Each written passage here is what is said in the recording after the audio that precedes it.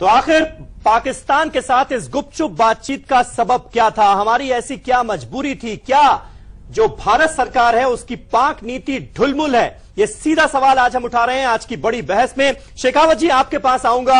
आधे घंटे की बहस का लबोलुआब यही निकल रहा है कि एक बात बिल्कुल क्लियर है कि भारत सरकार का पाकिस्तान को लेकर रुख क्या है, हमारा स्टैंड क्या है, ये अभी तक क्लियर नहीं है। आपके खुद के वरिष्ठ नेता हैं यशवंत सिन्हा बीजेपी के, वो कह रहे हैं कि ढुलमुल नीति है भारत सरकार की। क्या कहेंगे आप इस पर?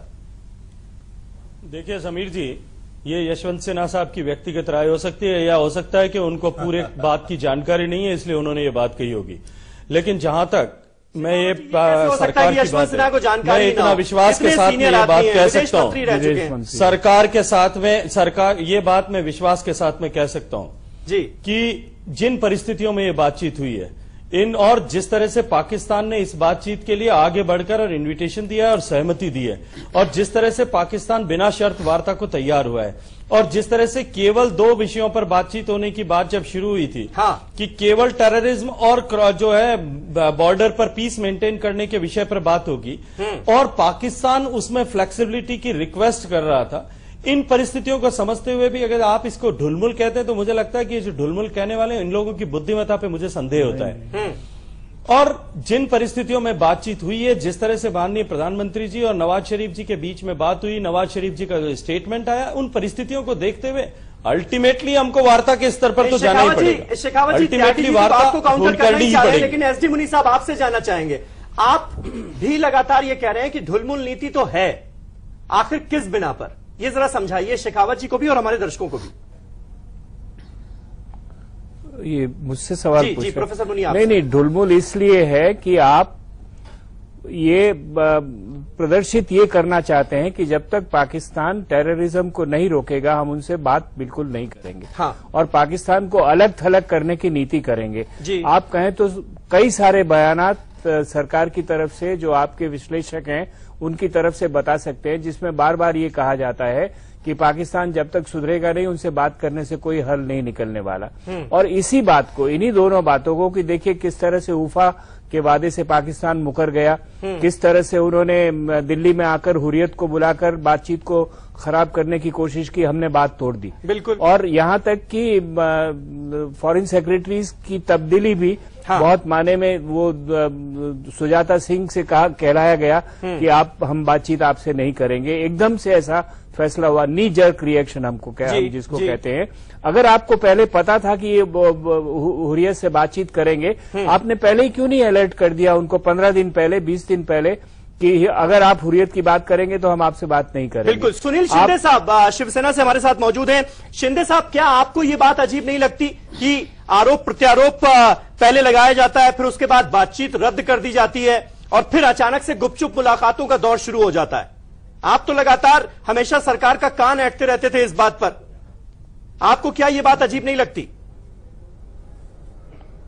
नहीं, बात तो अजीब है, लेकिन कुछ बातें यही एक सामने रखनी भी चाहिए, क्योंकि आज पाकिस्तान की जो परिस्थिति है, पाकिस्तान के अंदर जो आतंकवाद चला है, जो गन हमारे ऊपर पाकिस्तान ने रखा था वो गन आज उनके ऊपर पलट गया है। तो वहां की गवर्नमेंट आउट ऑफ कंट्रोल है, उसके ऊपर कंट्रोल नहीं कर सकती है, नंबर 1।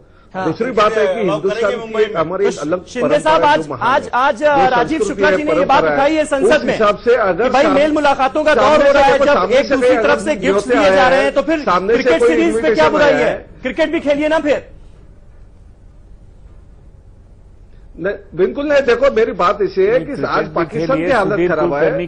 अगर बिना कंडीशन हमें न्योता देते बात करने के लिए तो बात करने में कोई हर्जा नहीं, लेकिन जब तक पाकिस्तान के वहां से आतंकवाद रोका नहीं जाता तब तक हिंदुस्तान में आके कोई भी क्रिकेट नहीं खेल सकता है। वहां का अच्छा, बातचीत हो सकती है, गिफ्ट दिए जा सकते हैं, नहीं कर सकता है, इसे हिंदुस्तानी आदमी कभी सहन नहीं कर सकते। भाई क्रिकेट में एक सारी बुराई क्यों है? त्यागी जी आपसे कुछ पूछना चाह रहे हैं। शिंदे जी।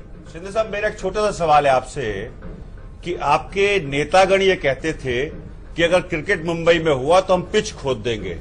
जब प्रधानमंत्री नवाज शरीफ यहां पर आए प्रधानमंत्री मोदी के ओथ टेकिंग सेरेमनी में, तब तो आपने वो कुर्सी के नीचे नहीं खोदा राष्ट्रपति भवन में जाकर के, अब आप कह रहे हैं कि बातचीत होनी चाहिए एक तरफ, तो दूसरी तरफ क्रिकेट का विरोध कर रहे हैं, उधर सुधीर कुलकर्णी का मुंह काला भी करने का काम आप कर रहे हैं। तो आपकी देखिए ढुलमुल नीति, देखिए ढुलमुल नीति आपकी है और भारतीय जनता पार्टी की। बीच में मत बोलिए, बातचीत हो रही है, बीच में मत बोलिए तो बातचीत। अरे भाई आपका जब 2014 बातचीत हो रही है, जिस तरह से बातचीत हो रही है, आज क्या स्टैंड है, तो ये स्टैंड मत बदलिए, अपने स्टैंड मत बदलिए।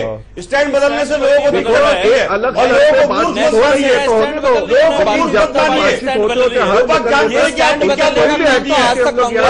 याद दिलाना चाहूंगा, बीजेपी के मैनिफेस्टो में पाकिस्तान को लेकर के जो लंबे चौड़े वायदे किए गए हैं कि पाकिस्तान से टेरर और टॉक साथ साथ नहीं हो सकता। क्या टेरर कैंप खत्म कर दिया पाकिस्तान ने? क्या गृह मंत्री राजनाथ सिंह जी ने अभी एडवाइजरी जारी नहीं की है कि मेट्रोपॉलिटन सिटीज में आतंकवादी घटना पाकिस्तान लश्कर तौबा के थ्रू कर सकता है? अगर ऐसी बात है तो बातचीत की अभी जरूरत क्या है? मेरा एक सलाह है आपको, पहले अपने पूरे बॉर्डर सील करिए, अपनी इंटेलिजेंस चाक चौबंद करिए, पूरे देश को सुरक्षित करिए, उसके बाद पाकिस्तान से कहिए कि अपनी हरकतें ठीक करे, टेरर कैंप्स खत्म करे, तब हम बातचीत करेंगे। विजय शंकर जी, ये क्या आप भी मानते हैं कि कहीं ना कहीं ढुलमुल नीति है ये सरकार की? कांग्रेस आतंकवाद और बातचीत साथ साथ नहीं हो सकता, हम ये भी कहते रहे और बातचीत भी करते रहे, आतंकवाद तो नहीं खत्म हुआ। समीर भाई, ये आज पहली बार नहीं हो रहा। कांग्रेस ने 1947 से लेकर आज तक किया क्या? जो अभी त्यागी जी बोल रहे थे, सुनो एक मिनट जी, कहना उसको चाहिए, बोलना उसको चाहिए जिसने इस प्रकार की नीतियां अपनाई हों। अभी मैं एक बीच में टोक रहा था और हमारे मित्र ने कहा था कि विश्व हिंदू परिषद का इसमें कोई लेना देना नहीं है, इसलिए विश्व हिंदू परिषद ना बोले। मैं इस देश का नागरिक हूं, जिम्मेवार नागरिक हूं, एक जिम्मेवारी संगठन का मैं प्रवक्ता हूं, इसलिए त्यागी जी ने कहा था मैं उस विषय का विरोध करता हूं। उनको कोई बात नहीं कहनी चाहिए थी। भाई सबसे बड़ी बात यह है कि ढुलमुल नीति जो चर्चा चल रही है, जो लगातार चर्चा चल रही है, तो चर्चा होनी चाहिए। मैं बार बार कह रहा हूं चर्चा होनी चाहिए। हालात बदले हैं क्या, ये आप मान रहे हैं? देखो क्योंकि पहले भारत सरकार ने कहा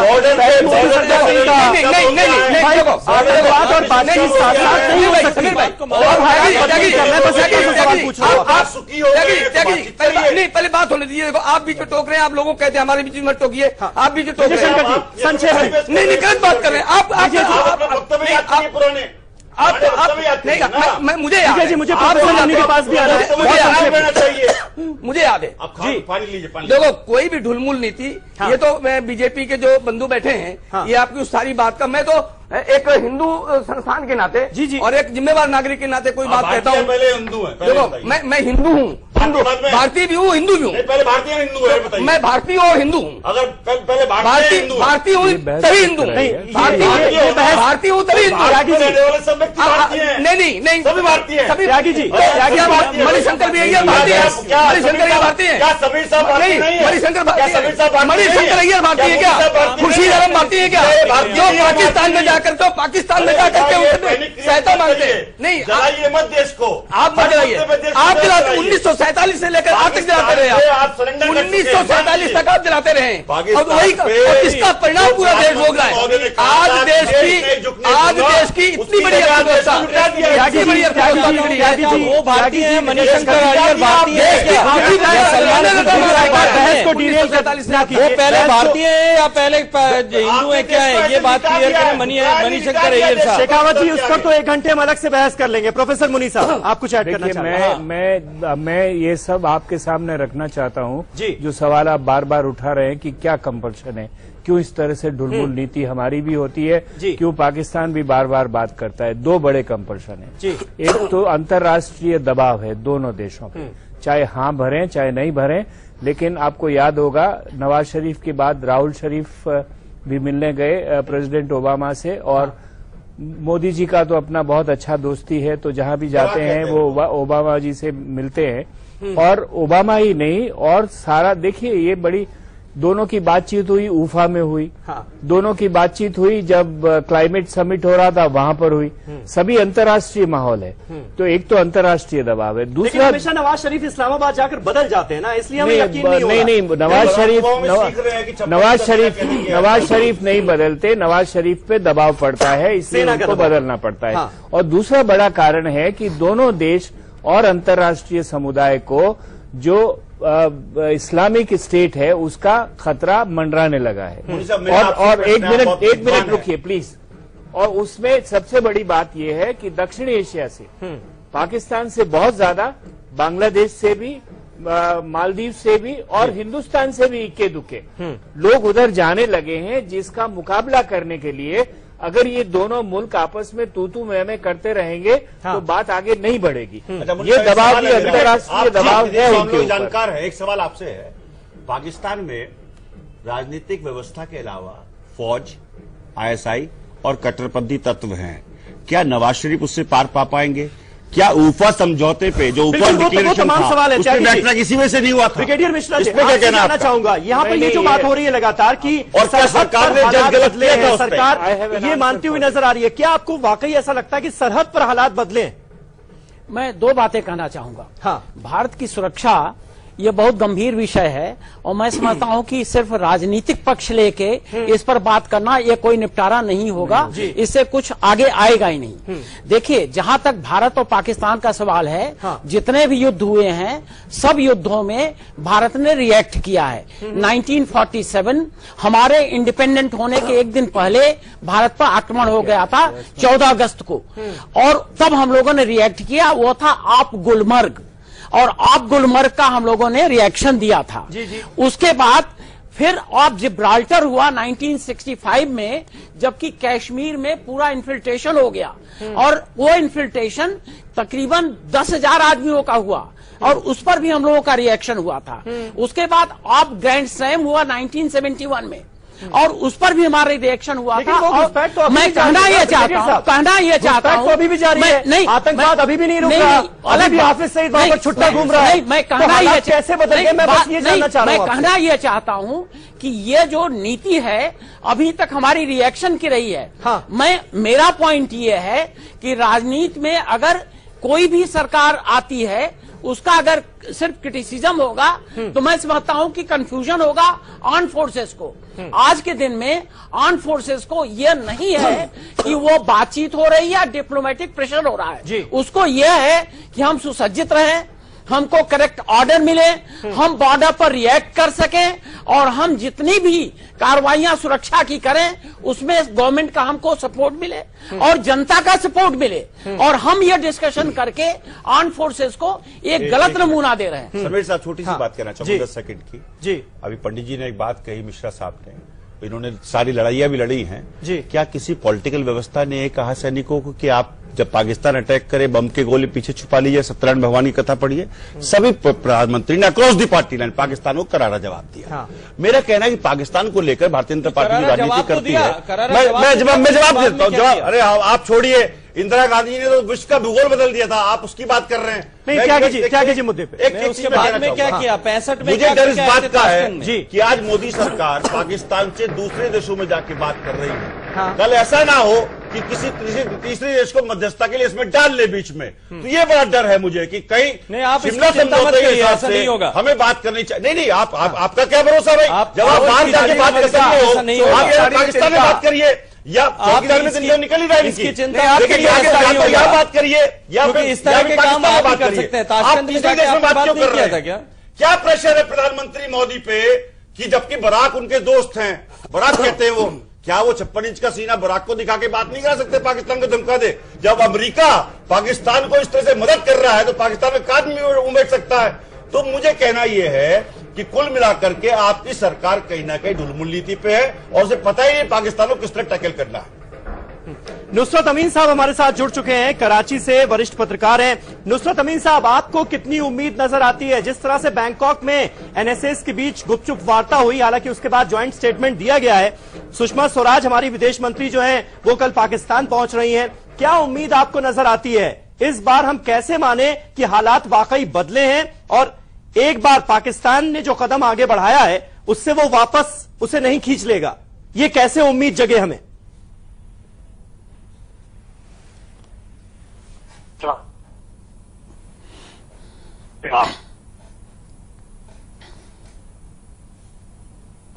नुसरत अमीन साहब, मेरी आवाज मिल रही है आपको?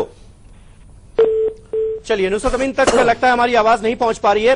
बीडी मिश्रा साहब, क्या आप मानते हैं कि इस बार वाकई हम नेगेटिव बातें हमें छोड़कर पॉजिटिव डायरेक्शन में देखना चाहिए? जिस तरह से एनएसएस के बीच बातचीत हुई, सुषमा स्वराज अब वहां जा रही हैं, फिर सार्क समिट में प्रधानमंत्री नरेंद्र मोदी इस्लामाबाद जाएंगे, हम पॉजिटिवली भी देखें क्या इसको? मैं दो चीजें समझता हूं। हाँ। जितने भी एवेन्यूज हैं, आपका अप्रोच पाकिस्तान के प्रति मल्टी प्रॉन्ग्ड होना चाहिए। आपका अप्रोच पाकिस्तान के प्रति सबसे पहले अपने गार्ड्स नीचे नहीं करना है। हाँ। आपका पाकिस्तान के प्रति जो बॉर्डर पर है, वो हमेशा बॉर्डर पर आपकी जो प्रिपेयर्डनेस है सबसे अच्छी होनी चाहिए। मतलब हमें बीच का रास्ता लेकर चलना होगा क्या? नहीं, और बाकी जितने एवेन्यूज हैं, बाकी जितने एवेन्यूज हैं, उनकी कुछ आदतों को नजरअंदाज भी करना होगा क्या? बाकी जितने एवेन्यूज हैं, आप उसको क्लोज मत करें। चाहे डिप्लोमेटिक एवेन्यूज हो, चाहे बातचीत के एवेन्यूज हो, चाहे उनका आना हो या अपना जाना हो, वो ना क्लोज करें। लेकिन आपको इन सब बहस में अपने गार्ड नहीं नीचे करने हैं। दूसरी बात मैं एक और कहना चाहता हूं जी, जो इंटरनल जो इंटरनेशनल सिक्योरिटी का मामला है आईएस का, मैं ये कहना चाहता हूं कि जब ब्रिटिश प्राइम मिनिस्टर से बात कर रहे थे नवाज शरीफ, उसमें एक चीज जो हमको बहुत ही खली वो ये है कि उन्होंने कहा कि पेरिस पर अटैक हुआ, तमाम लोग मारे गए, उससे हमको बहुत दुख है। उन्होंने ये नहीं मेंशन किया कि हम बगदादी के खिलाफ कोई कार्रवाई करेंगे। मेरे ख्याल से यह भी एक इशू होना चाहिए बिटवीन इंडिया एंड पाकिस्तान, और इस पर भी बहस होनी चाहिए। लेकिन इन सब के साथ आपकी प्रिपेयर्डनेस पाकिस्तान के प्रति, चीन के प्रति बहुत अहम है। उसको नजरअंदाज पॉलिटिकल डिस्कशन में मत करिए। ठीक है त्यागी जी, क्या हम बहुत ज्यादा नेगेटिव तो कहीं नहीं हो रहे हैं? क्या इस मामले में ज्यादा राजनीति तो नहीं हो रही है? विश्वासघात, देश का अपमान, इन सब शब्दों का इस्तेमाल ना करते हुए क्या हम इस तरह से इसको नहीं देख सकते कि भाई भारत और पाकिस्तान एक दूसरे के पड़ोसी हैं, बातचीत तो करनी पड़ेगी, तभी मसले का हल निकलेगा, तो हम भी बीच का रास्ता अख्तियार तो करना ही पड़ेगा ना कहीं ना कहीं। देखिए, जब जिस वक्त नवाज शरीफ साहब थे, पहले भी प्रधानमंत्री और जनरल मुशर्रफ हुआ करते थे, तो कारगिल हुआ था, मुझे याद है जी। और आगरा समिट की बात फिर मुशर्रफ साहब से की गई थी। होके गए, विश्वासघात हुआ नहीं, कोई शक नहीं है। और भारतीय जनता पार्टी की सरकार को पता है इस बात का कि कारगिल युद्ध में हमारी कितने सैनिकों की क्षति हुई थी, उतनी शायद 1971 के युद्ध में भी नहीं हुई थी। नहीं गलत। तो मैं नहीं और 62 में सुनिए, युद्ध कोई भी हो, युद्ध कोई भी हो, युद्ध कोई भी हो, युद्ध देश के लिए ठीक नहीं है, मैं ये मानता हूं, और कांग्रेस पार्टी का मानना है। आप बातचीत कर रहे हैं, लेकिन आप बातचीत करने के बाद छाती पीटना बंद करिए विदेश नीति पे कि हमने एक कर दिया। जैसे म्यांमार के मामले में अभी भी स्टेटमेंट पाया, और कर्नल राज्यवर्धन राठौर ने स्टेटमेंट दिया था बाकायदा इस बारे में।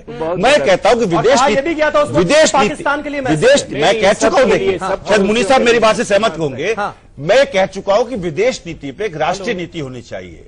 राष्ट्रीय नीति पाकिस्तान को लेकर भी होनी चाहिए। लेकिन भारतीय जनता पार्टी की दिक्कत यह है कि चुनाव प्रचार के दौरान अभी अमित शाह का बयान बिहार के चुनाव में क्या आया था कि पटाखे पाकिस्तान में बजेंगे, तो पाकिस्तान को लेकर हाइप क्रिएट करते हैं, जबकि पाकिस्तान फेल्ड स्टेट है। पाकिस्तान फेल्ड स्टेट है। भारतवर्ष मंगलायन कर रहा है, मंगल पे जा रहा है, और पाकिस्तान हमारे एंटर करने की कोशिश कर रहा है। इसी से आप समझ सकते हैं पाकिस्तान किस तरह का स्टेट है। तो मेरा कहना यह है कि भारतीय जनता पार्टी के नेताओं को, प्रधानमंत्री मोदी को भी कम से कम अपनी जिह्वा पर कंट्रोल करना चाहिए। दूसरा बात मैं कहना चाहूंगा, शेखावत जी, क्या ये बात मानेंगे? बात की बड़े बड़े प्रोजेक्शन से बचना चाहिए सरकार को। तीसरे, क्या ये बात मानेंगे? आपने तीसरे देश में बात की और गुपचुप बात की, तो इस पर यह कह सकता हूं कि लांबा लांबा घूंघट काहे को डाला, क्या मोदी सरकार कर रही कोई घोटाला? तो पाकिस्तान के मामले में संसद में आके बयान दे मोदी जी, क्योंकि संसद से बड़ा कुछ नहीं है, क्योंकि संसद अकाउंटेबल है लोगों के प्रति, देश के नागरिकों के प्रति। इस बात को मानेंगे कि जब पाक और भारत के एनएसएज बैंकॉक में मिलने वाले थे, उससे पहले सरकार को ये बात जग जाहिर करनी चाहिए थी, संसद को इल्म में लानी चाहिए थी? संसद के जब संसद सेशन में होती है तो कॉन्फिडेंस में लेना चाहिए। और दूसरी बात मैं ये भी मानता हूं कि ये बहुत बड़ी राष्ट्रीय नीति है, जिसके ऊपर एक आम राय बना के काम आगे बढ़ाना चाहिए।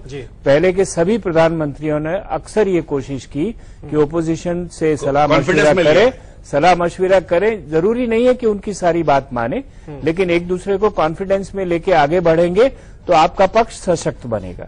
विपक्ष की भी सुनी चाहिए, लेकिन की लड़ाई के टाइम पे सरकार में जो शामिल पार्टियां हैं, क्या उनकी भी सुनी जा रही है? सुनील शिंदे साहब, क्या शिवसेना से इस पर कोई राय मशवरा किया गया है? क्योंकि आपके स्टैंड में भी एक बदलाव मैं देख रहा हूं। पहले बहुत बढ़ चढ़ कर बातें की जाती थी, आज आप वो नहीं कर रहे हैं। आज आप कह रहे हैं कि हाँ भाई, बातचीत से कुछ हो सकता है। नहीं, देखिए हमारा रोल वैसा ही है। आज भी हम लोग क्रिकेट के खिलाफ है, पाकिस्तानी किसी भी एक्टिविटीज। अरे भारत पाकिस्तान रिश्तों की बात हो रही है यहाँ पर, क्रिकेट तो उसका एक पहलू है छोटा सा, उसमें कोई एतराज नहीं है। क्रिकेट से ही नाराजगी क्यों है आपको, मुझे तो ये नहीं समझ में आता। कारगिल के टाइम में जो अटल जी ने निर्णय लिया था, उस निर्णय का स्वागत पूरे हिंदुस्तान ने किया था। उसको आप कहीं दुर्लक्षित न करना चाहिए, इतनी बात ध्यान में रखिए। नहीं, वो बात ठीक है कि पूरा देश साथ था आपके, पूरा देश आगे भी साथ होगा, हम लोग भारतीय सब लोग साथ रहेंगे। लेकिन बात यह है कि देखिए बयानबाजी से बचना चाहिए। और जैसे मोदी साहब ने कहा कि राष्ट्रीय नीति, मैंने भी कहा इस बात को लेकर के, क्या भारतीय जनता पार्टी विपक्ष को कॉन्फिडेंस में लेगी? 1971 के दौरान, युद्ध के दौरान इंदिरा गांधी जी ने पूरे अपोजिशन त्यागी जी मैं आपको बीच में रोक रहा हूं, माफ कीजिएगा। नुसरत अमीन साहब इस वक्त हमारे साथ जुड़ गए हैं, कराची से वरिष्ठ पत्रकार हैं।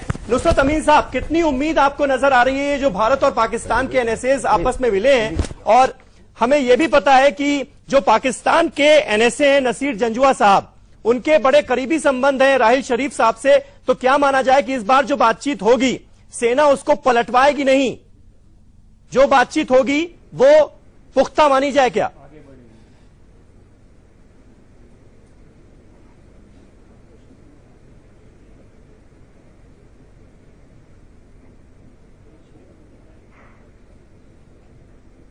चलिए, नुसरत साहब से हम दोबारा संपर्क करने की कोशिश करेंगे। सुन नहीं रहा है अभी। प्रोफेसर मुनी, आपसे जानना चाहूंगा, क्या इसलिए भी उम्मीदें ज्यादा हैं क्या इस बार? किस वजह से उम्मीदें ज्यादा कह रहे हैं? उम्मीदें, देखिए मैं समझता हूं कि बात जितनी आगे बढ़े बढ़ाना चाहिए, उसको रोकने की आवश्यकता नहीं है। लेकिन बहुत ज्यादा उम्मीद लगा के आप और मैं तो नहीं बैठना चाहिए, क्योंकि कई बार ऐसा होता है कि परिस्थितियां बदलती है और खास तौर से लेकिन भारत ने जिस तरह से बीच का रास्ता अख्तियार किया है कि बहुत ज्यादा बातों पर हम अब रिजिड नहीं हो रहे हैं, बीच का रास्ता अख्तियार करने की कोशिश कर रहे हैं। मैं कह रहा हूं, ये जरूरी है क्या? ये हमारी मजबूरी है क्या? ये मजबूरी हो चाहे नहीं हो, यही अच्छी रणनीति है। मैं ये मानता हूं कि हमेशा से अगर बातचीत का कहीं से सिलसिला खुलता है तो उसको भी बांधे रखिए। और उसके साथ साथ जैसा ब्रिगेडियर साहब ने कहा कि जहां तक सुरक्षा का प्रश्न है उसमें कोई ढिलाई नहीं बरतिए। यहां मैं एक बात और जोड़ना चाहता हूं कि जहां तक सीमा की बात है वहां तो बंदूकें कम हो गई हैं, लेकिन कश्मीर में हर दूसरे रोज कहीं न कहीं टेररिस्ट शामिल हैं और वो उसकी एक्टिविटीज चल रही हैं। तो इसका जवाब भी हमें पाकिस्तान के एनएसए से तलब करना चाहिए था।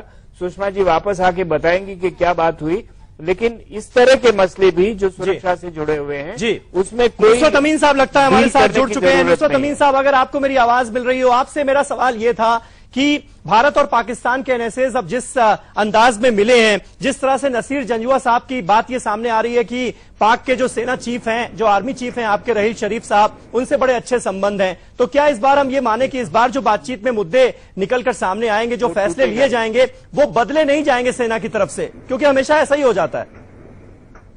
देखें, ये नासिर जंजुआ साहब के आने से एक बात तो बहुत क्लियर है जी, और बहुत वाज़ेह है, जो मैं समझता हूँ वो ये कि आर्मी, पाकिस्तान आर्मी और पाकिस्तान की नवाज शरीफ की जो गवर्नमेंट है, इलेक्टेड गवर्नमेंट, इन दोनों के दरमियान उमूर खारजा के ऊपर यानी फॉरेन पॉलिसीज के ऊपर कोई कंसेंसस के लिए बाकायदा कोऑर्डिनेशन डेवलप हो गया है। ठीक है जी।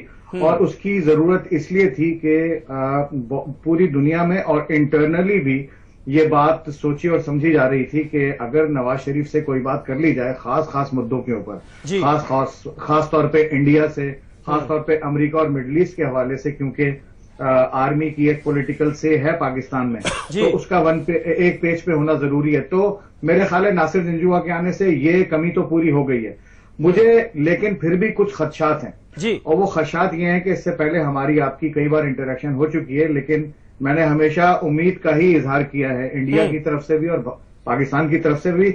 लेकिन थोड़ी सी नाउमीदी मुझे इस तरह लग रही है, देखें क्रिकेट सीरीज की एक मैं बात कर रहा हूं, यानी पाकिस्तान का बोर्ड और पाकिस्तान के लोग जितने डेस्परेट थे इंडिया से खेलने के लिए, वो डेस्परेशन और वो ख्वाहिश इंडिया की तरफ से नजर नहीं आई। लेकिन उसके बावजूद आप देखिए कि इंडिया की तरफ से कोई अभी तक जवाब नहीं आया। नुसरत अमीन साहब, ऐसा इसलिए भी तो होता है क्योंकि पाकिस्तान अपनी हरकतों से बाज नहीं आता, सरहद पर हालात वही रहते हैं, आतंक के खिलाफ आप कार्रवाई करते हुए हमें नजर नहीं आते कम से कम। देखिए, हरकतें तो आरएसएस भी कर रही है, हरकतें तो बीजेपी भी कर रही है। मैं कांग्रेस पार्टी का प्रवक्ता हूं, उसके बाद भी कहूंगा कि हमारे देश के किसी संस्था के बारे में मत बोलिए। जीत दीजिए। नासिर जंजुआ साहब के आने से आर्मी और गवर्नमेंट ऑफ पाकिस्तान के दरमियान तो कोऑर्डिनेशन कायम हो गया, लेकिन मुझे लगता है मोदी जी और आरएसएस के दरमियान जो एक इंतहाई डेंजरस कोऑर्डिनेशन चाहिए पाकिस्तान से। लेकिन मोदी जी और नवाज शरीफ के बीच तो अच्छे संबंध है ना, ये तो मानते हैं आप, अच्छे रिलेशंस हैं।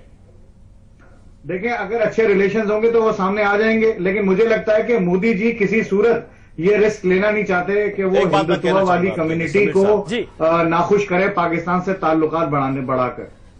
चलिए नुसरत अमीन साहब, बहुत बहुत शुक्रिया आपका। मुझे इस चर्चा को, इस बहस को यहीं खत्म करना हो रहा है। आप मेरे साथ थोड़ी देर से जुड़े, इसलिए मैं आपके रुख से वाकिफ नहीं करा पाया अपने दर्शकों को, लेकिन आप सभी मेहमानों का बहुत बहुत शुक्रिया इस बहस में, इस चर्चा में जुड़ने के लिए। तो पाकिस्तान की तरफ से भी उम्मीदें बहुत ज्यादा हो, ऐसा फिलहाल हमें नजर नहीं आ रहा है, लेकिन देखना होगा। अब कल सुषमा स्वराज वहां जा रही हैं, कल क्या होता है, इसके बाद सार्क समिट में पीएम मोदी और नवाज शरीफ की मुलाकात होनी है, तब क्या होना है। हम उम्मीद करते हैं कि भारत और पाकिस्तान के रिश्ते अच्छे मकाम पर पहुंचेंगे। फिलहाल इस बहस में मेरे साथ बस इतना ही। आप सबका शुक्रिया, नमस्कार।